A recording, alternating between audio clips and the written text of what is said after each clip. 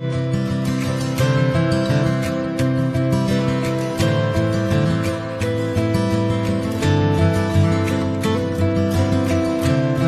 मताधिक्याने आपला विजय होतोय, पहिली प्रतिक्रिया काय आहे? पहिली प्रतिक्रिया ही आहे, माझा मोबाईल खाली घे, मोदी साहेब पंतप्रधान यांच्यामुळे माननीय अमित शाह तिघांनी मला उमेदवारी आणि मला विजयाला तुम्ही कारणीभूत आहे, त्यांना धन्यवाद देतो। हा विजय माझ्या कार्यकर्त्यांचा आहे, निलेश नितेशचा आहे, सगळ्यांची मेहनत, निलेश नितेशने जी मेहनत घेतली, कार्यकर्त्यांची मेहनत घेतली, माझ्या पत्नीने जी मेहनत घेतली, त्याचं हे फळ आहे असं मी समजतो। दादा, सगळ्याच भागातून म्हणजे आपण कुडा मालवण असेल किंवा राजापूर असेल इथे पण तुम्हाला चांगलं मताधिक्य मिळतंय काय?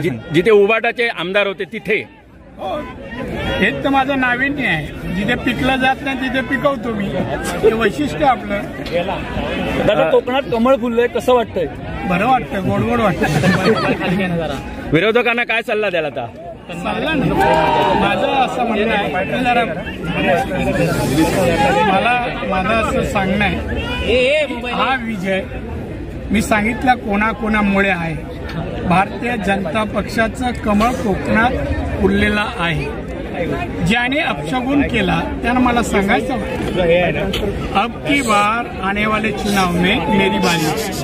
भाई दादा, दीपक केसरकर असतील किंवा उदय सामंत असतील यांच्या मतदारसंघात तुम्हाला चांगलं लीड मिळतंय, त्यांना धन्यवाद देतो। दीपक केसरकर एक नंबरला आहे, हा उदयही आहे, तर या दोघांनी माझ्यासाठी मेहनत घेतली, परिश्रम, त्या विजयामध्ये त्यांचा सिंहाचा वाटा। आता मुंबई महापालिका निश्चित मिळणार, जिल्हा परिषद आहे, पंचायत समिती आहे, मुंबई सगळं मिळणार। कोकण जिथे तिथे सर्व काय। राणे साहेब, तुमच्या रूपाने कोकणाला 39 वर्षानंतर कमळ फुललेलं आहे, तुमच्या रूपाने 39 वर्षानंतर।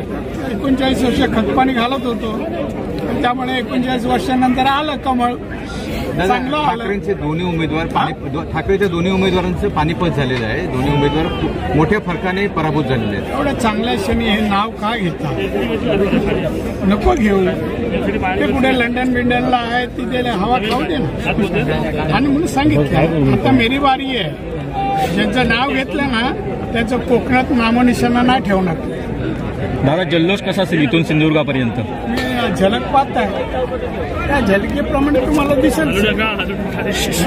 हा आवेश आहे, विजयाचा आवेश, त्यामुळे तुम्ही त्याला योग्य रंग द्या, भगवा रंग द्या, लोकांनी चांगल्या दृष्टीने पाहू दे, आनंद, विजयाचा आनंद लुटू। आणि त्यानंतर 5 वर्ष सिंधुदुर्ग असो रत्नागिरी असो, लोकांनी मला मतदान भरभरून दिलंय। दोन्ही जिल्ह्यातल्या सर्वसामान्य जनतेने प्रेमही केलं, मतही दिलं, त्यांना मला विकास दाखवायचे, त्यांची सेवा आणि विकास मला करायचा। सर, एकूणच मिळालेल्या मताधिक्याबद्दल काय सांगाल?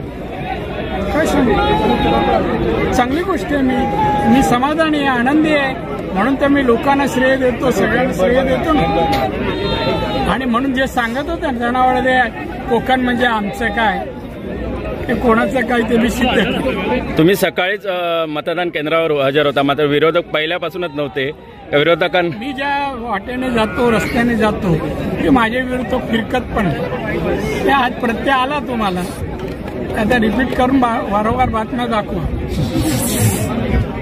चालेल, थँक्यू।